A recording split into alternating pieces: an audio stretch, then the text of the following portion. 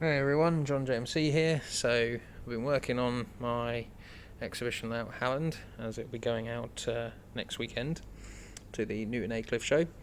So I wanted to give it a bit of a shakedown, at the same token as well, taking it to Newton Aycliffe's a good shakedown for the Stapfold barn exhibition.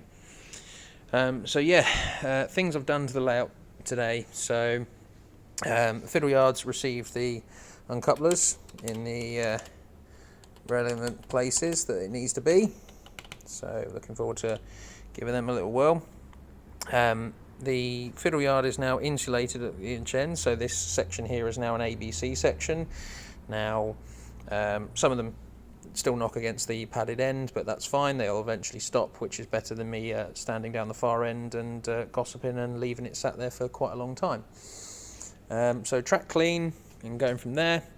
The Ewenbrock, I'll just grab them here, the Ewenbrock servo decoders that I'm used to using, I've changed them out, and I've changed them for the Tam Valley quad picks. Rather a fan on the quad pick itself. So there they are up here, really easy to set up, really easy to use. Looking forward to getting the fourth servo on this particular board, so I can then motorise the crane, which is currently on that little white dowel there, currently with a bit of black blue tack on it to stop it from moving. The other things that have happened is we've also added this Gauge Master sounder unit. Now I have one of these on my layout at home, and I've got it all tied into JMRI. So when I throw a point, it also throws the turnout. Tried to do it on Halland, which is an earlier version of JMRI, and it really didn't like it. So yeah, probably the best thing I could say at this point is read the instructions. I could add another word in there, but I'll probably get told off by YouTube for saying that. But yeah, what you can basically do with this unit is you can push that learn button just here several times till you get to the sound you want. So for instance, if I want the point sound C, I would push the button 3 times.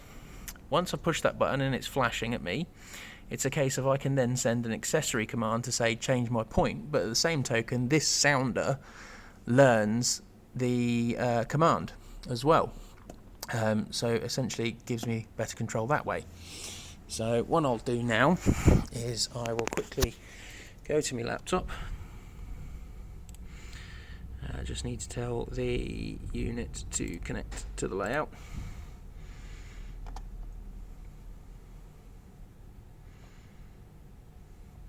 This will come live in a second, so bear with it. That's it. And then I have my layout mimic panel here. So by pushing this button here,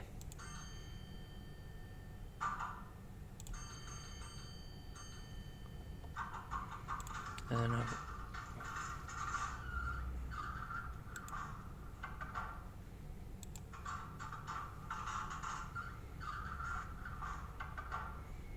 so yeah, this is now set up. So if we look at the turnouts at the station end, just here, what I can do is I can go and change it. Excuse the awkward camera angle.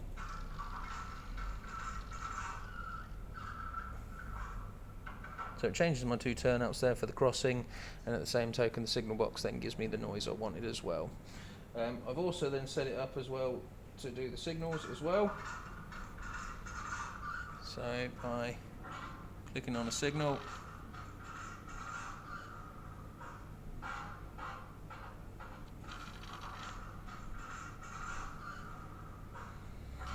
I get the relevant sound on there as well.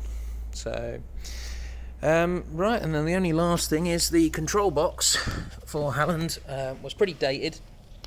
So before I had the Raspberry Pi, that would connect to a Sprog Nano, and then the Sprog Nano would then connect to a 5 amp booster.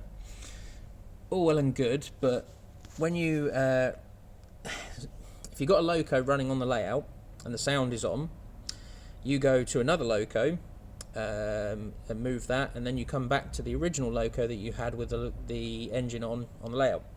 Now the problem was with that system, it had no memory, it had no recall. So what you'd end up doing is you would end up with the loco shutting down in the middle of the layout, and of course you'd then have to restart it all before you could then move it. So what I did was I basically had an old DCS 100 Digitrax unit. So what I've done is I've then connected that up to the system, and then I've used a PR4. So the Raspberry Pi is then connected to the PR4. The PR4 then gives me the LocoNet into the DCS 100 unit, which is a 5 amp unit, and then of course my Urenbrock Daisy that I have for my other layout, I can now use this as well because this is LocoNet as well. So much better way of doing things as well. The other thing is as well, I did a review back for this for BRM magazine, so this now also works and talks to the system as well.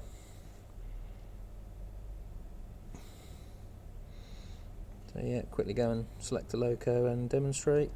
Put the little packet.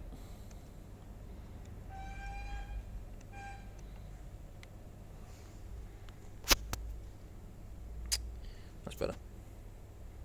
You can now read the screen a little bit better. So yeah, that all works on here as well. So that's a great way to go with it. So yeah, still going to use the iPods and the iPads exhibitions. So hopefully that will keep the people that are used to them now busy, and they'll be happy with it. But yeah, look forward to seeing you at exhibitions. If you're coming to the Stapfold Barn exhibition, do come and say hi, and I'll speak to you all soon. Take care. Bye bye.